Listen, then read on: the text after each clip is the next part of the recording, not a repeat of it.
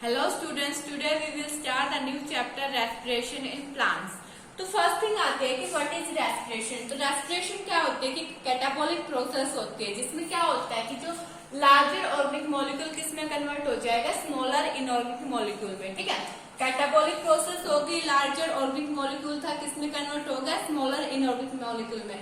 Third thing आती है कि भाई रेस्पिरेशन कैसी प्रोसेस है। रेस्पिरेशन एक एक्सोथर्मिक प्रोसेस है जिसमें क्या होता है कि भाई जो एनर्जी क्या हो रही है कि रिलीज हो रही है। ठीक है, तो रेस्पिरेशन में क्या होता है, कुछ कंपाउंड्स होते हैं, कॉम्प्लेक्स कंपाउंड्स होते हैं जिसमें क्या कह रहा है कि जो सीसी बॉन्ड होता है, कार्बन कार्बन के बीच में क्या होता है, बॉन्ड होता है, ये ब्रेक डाउन होता है।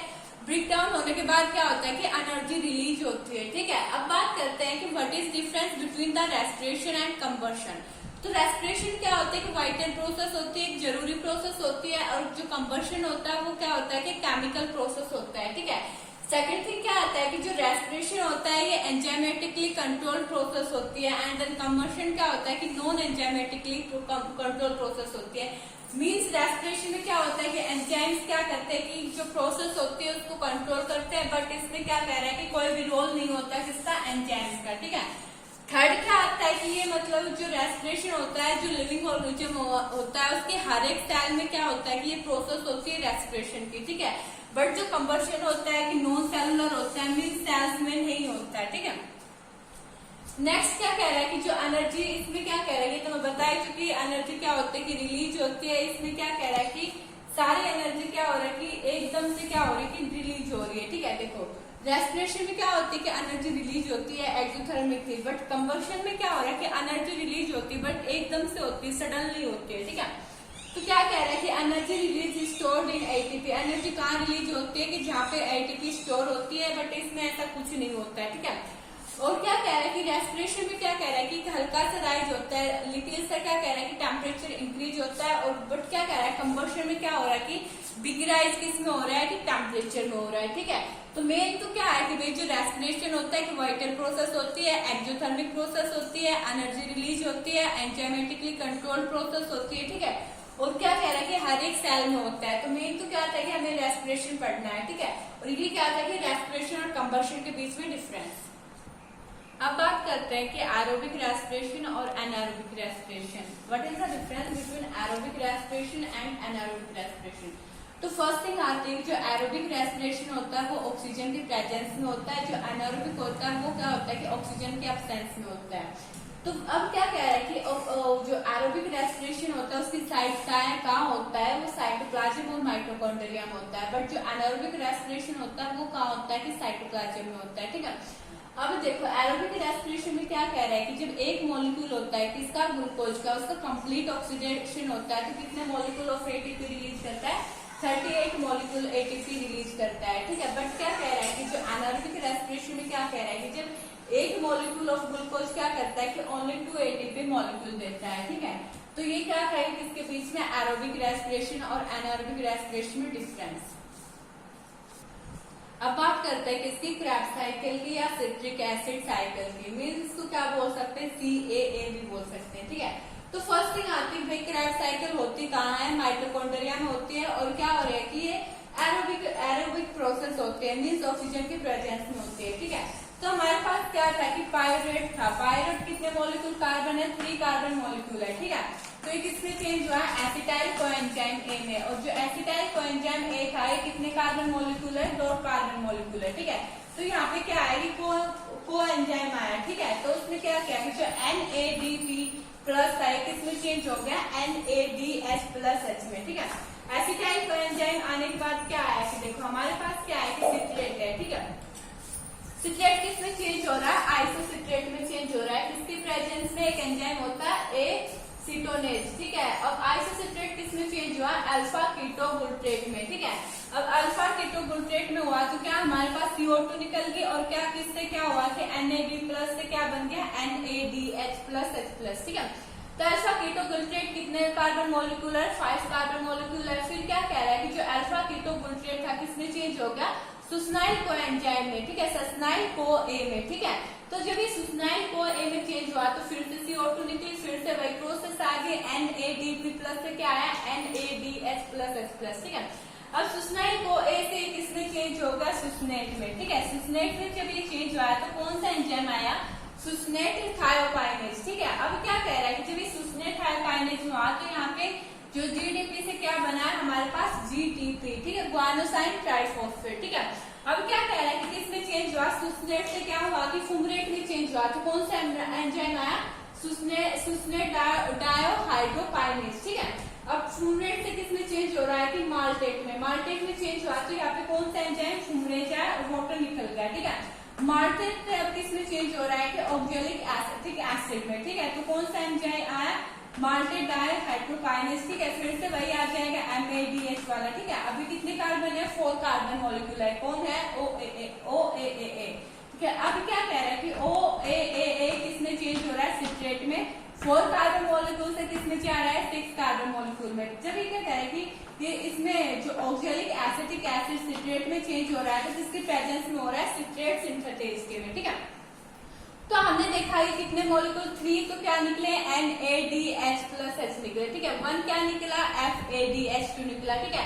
1 क्या निकला, ATP GTP निकला, और 2 क्या निकले, कार्बन डाइऑक्साइड निकले, ठीक है। अब ये क्या है कि भाई जो क्रेश साइकिल होती है वो कैसी प्रोसेस होती है, साइक्लिक प्रोसेस होती है, ठीक है। तो देखो क्या कह रहा है कि माइटोकॉन्ड्रिया में होती है, एरोबिक प्रोसेस होती है, ओनली किसमें होती है, एरोबिक रेस्पिरेशन में होती है, ठीक है। जब जो एसिटाइल को था वो क्या हो जाएगा, फुल्ली ऑक्सीडाइज हो जाएगा तो क्या प्रोड्यूस करता है, CO2 प्रोड्यूस करता है, और क्या कह रहा है कि वाटर प्रोड्यूस करता है, ठीक है। साइक्लिक पाथवे होता है, नेट गेन एटीपी मॉलिक्यूल कितना है, मतलब 24 मॉलिक्यूल क्या है कि एटीपी गेन है, ठीक है। और एटीपी इज नॉट कंज्यूम्ड, और इसमें क्या कह रहा है कि एटीपी कंज्यूम नहीं होती, ठीक है। और ये क्या था, क्रेब्स साइकिल के बारे में। अब बात करते हैं ग्लाइकोलिसिस की। ग्लाइकोलिसिस कहाँ होती है कि साइटोप्लाज्म में होती है, और ये कैसी प्रोसेस होती है, एनारोबिक प्रोसेस होती है। बट मतलब क्या कह रहा है कि एरोबिक में भी हो सकती है और एनारोबिक में भी हो सकती है, ठीक है। और इसमें क्या आता है कि जो total gain of ATP molecule आते हैं वो 8 आते हैं, और जो क्या कह रहा है कि ओनली 2 एटीपी मॉलिक्यूल क्या करते हैं, कंटेन करते हैं, ठीक है। और इसमें क्या मेन तो क्या है कि जो ग्लूकोज होता है, ठीक है, वो किसमें टूट रहा है, 3 मॉलिक्यूल और कार्बन में टूट रहा है। 3 मॉलिक्यूल कार्बन मॉलिक्यूल क्या है, पायोरिक एसिड, ठीक है। तो देखो हमारे पास क्या था कि ग्लूकोज था, 6 कार्बन मॉलिक्यूल है, ठीक है। एटीपी से क्या आया, ADP आया, ठीक है। ग्लूकोज 6 फॉस्फेट में क्या होगा, ग्लूकोज था किसमें ब्रेक डाउन होगा, ग्लूकोज 6 फॉस्फेट में, और ग्लूकोज 6 फॉस्फेट है वो भी क्या कह रहा है कि 6 कार्बन मॉलिक्यूल है, ठीक है। अब क्या कह रहा है, जो ग्लूकोज 6 फॉस्फेट था किसमें टूट गया, फ्रुक्टोज 6 फॉस्फेट में, और फ्रुक्टोज 6 फॉस्फेट में कितना कार्बन मॉलिक्यूल है, 6 कार्बन मॉलिक्यूल है, ठीक है। अब क्या कह रहा है कि जो फ्रुक्टोज 6 फॉस्फेट किसमें टूटा, फ्रुक्टोज 6-बायोफॉस्फेट में, और जो फ्रुक्टोज 6-बायोफॉस्फेट है किसमें ब्रेक डाउन हो रहा है, ट्रायोफॉस्फेट 3 कार्बन में, ठीक है। यहाँ पे भी क्या हो रहा है कि ट्रायोफॉस्फेट, ठीक है, ये आपस में रिएक्शन हो रही है, ठीक है। अभी क्या कह रहा है कि यहाँ तक तो हमारे पास क्या था कि फ्रुक्टोज 6-बायोफॉस्फेट से क्या था कि 6 कार्बन मॉलिक्यूल थे। जब फ्रुक्टोज 6-बायोफॉस्फेट किसमें ब्रेक डाउन हो रहा है, ट्रायोफॉस्फेट में, तो कितने मॉलिक्यूल आ गए, 3 कार्बन मॉलिक्यूल आ गए, ठीक है। उसके बाद क्या कह रहा है कि जो ट्रायोफॉस्फेट था किसमें टूट गया, ट्रायोज बाइफॉस्फेट के 2 मॉलिक्यूल आ गए, ठीक है। और यहाँ से क्या हो गया कि NADH+H+ आ गया, ठीक है। जब ये क्या कह रहा है कि ट्रायोज बाइफॉस्फेट किसमें ब्रेक डाउन हो गया, ट्रायोज फॉस्फेट में, ठीक है। वो भी कितने मॉलिक्यूल है, 3 कार्बन मॉलिक्यूल है, ठीक है। वो किसमें टूट रहा है, फिर 2 फॉस्फोग्लाइसेट में टूट रहा है। उसके बाद ये किसमें टूट गया, 2 फॉस्फोइनोल पायरेट में। फिर क्या कह रहा है कि जो ये यहाँ पे तो क्या था कि 2:2 था, अब यहाँ पे ओनली क्या आ गया कि 2 मॉलिक्यूल किसके हैं, फॉस्फोइनोल पायरेट के, ठीक है। उसके बाद क्या कह रहा है कि जो फॉस्फोइनोल पायरेट था किसमें ब्रेक डाउन होगा, पायरिक एसिड में। पायरिक एसिड के कितने कार्बन मॉलिक्यूल है, 3 कार्बन मॉलिक्यूल है, ठीक है। मेन तो क्या है कि भाई जो ग्लूकोज था किसमें टूट गया, ग्लूकोज 6 कार्बन मॉलिक्यूल था, किसमें टूट गया, 3 कार्बन मॉलिक्यूल में टूट गया, ठीक है। अब एक बार ग्लाइकोलिसिस देखो कहाँ होती है कि साइटोप्लाज्म में होती है, एनारोबिक प्रोसेस होती है। टोटल कितने मॉलिक्यूल आते हैं, एटीपी की गेन ऑफ एटीपी मॉलिक्यूल 8 आते हैं, ओनली 2 क्या होते हैं कि 2 एटीपी मॉलिक्यूल क्या मतलब कंज्यूम हो सकते हैं।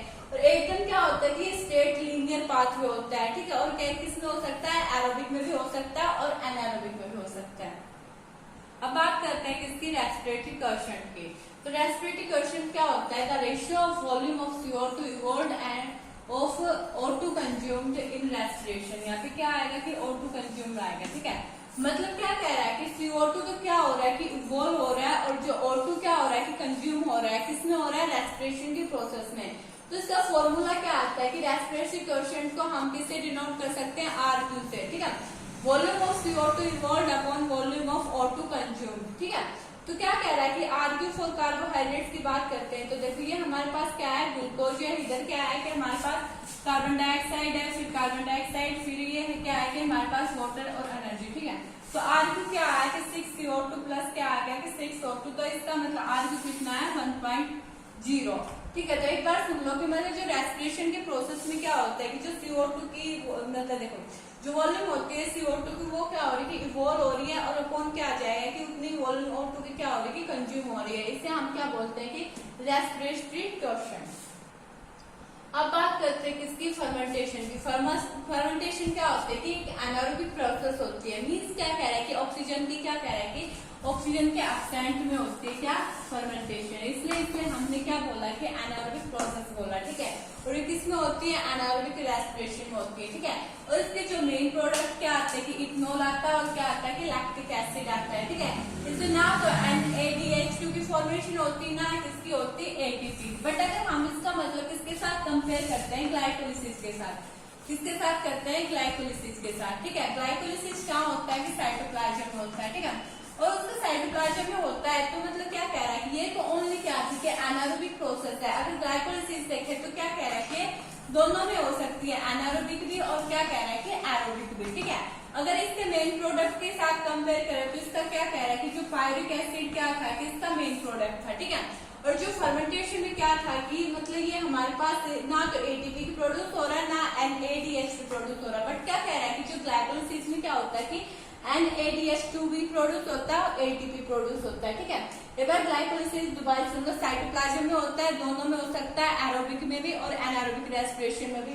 मेन प्रोडक्ट क्या आता है कि पायरिक एसिड आता है, और जो इसमें क्या कह रहा है कि NADH2 भी प्रोड्यूस होता है और ATP भी प्रोड्यूस होता है। और ये क्या हो गया, फर्मेंटेशन और ग्लाइकोलिसिस के बीच में क्या हो गया कि डिफरेंस हो गया।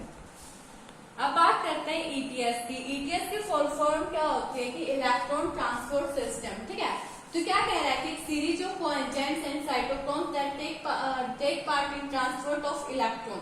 मतलब क्या कह रहा है कि जो ETS होती है, इलेक्ट्रॉन ट्रांसपोर्ट सिस्टम, क्या होता है कि एक सीरीज होती है किसकी, कोएंजाइम्स की और साइटोक्रोम्स की, जो कि किसमें टेक पार्ट करता है, ट्रांसफर ऑफ इलेक्ट्रॉन में, और किसकी फॉर्मेशन करता है, सीरीज किसकी होती है, इलेक्ट्रॉन कैरियर मॉलिक्यूल्स की, जो कि क्या होते हैं कि इसके अल्टीमेट एक्सेप्टर होते हैं। देखो क्या कह रहा है कि जो ETS क्या होती है कि भाई सीरीज किसकी है, साइटोक्रोम्स की है और कोएंजाइम्स की है, जो कि किसमें पार्टिसिपेट करती है, इलेक्ट्रॉन ट्रांसफर में पार्टिसिपेट कर रही है, और किसकी फॉर्मेशन कर रही है कि जो क्या कह रहा है कि form a series of electron carrier molecule, किसकी फॉर्मेशन की, इलेक्ट्रॉन कैरियर मॉलिक्यूल्स की, जो कि अल्टीमेट क्या होते हैं कि एक्सेप्टर होते हैं, ठीक है।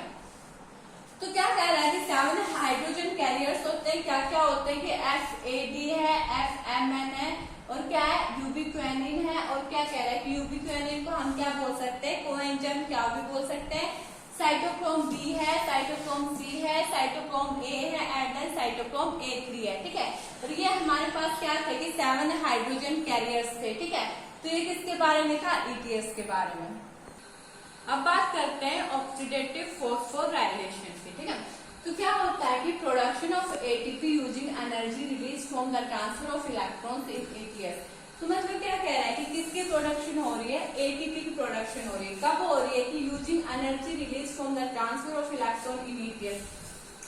ETS में क्या होता है कि इलेक्ट्रॉन्स का ट्रांसफर होता है, तब क्या होता है कि एनर्जी रिलीज होती है, और एनर्जी रिलीज होती है तो क्या कह रहा है कि प्रोडक्शन ऑफ ATP होता है। दोबारा सुन लो, जब मतलब इलेक्ट्रॉन ट्रांसपोर्ट सिस्टम में क्या हो रहा है कि इलेक्ट्रॉन्स का ट्रांसफर हो रहा है तो एनर्जी रिलीज होती है, एनर्जी रिलीज होती है तो उस टाइम क्या होता है कि प्रोडक्शन ऑफ ATP होता है। इसे हम क्या बोलते हैं, ऑक्सीडेटिव फॉस्फोराइलेशन। अब एक चीज आई कि भाई जो मतलब स्टेप वाइज क्या कह रहा है कि एनर्जी का रिलीज हो रहा है किसमें, रेस्पिरेशन में, उसका सिग्निफिकेंस क्या है।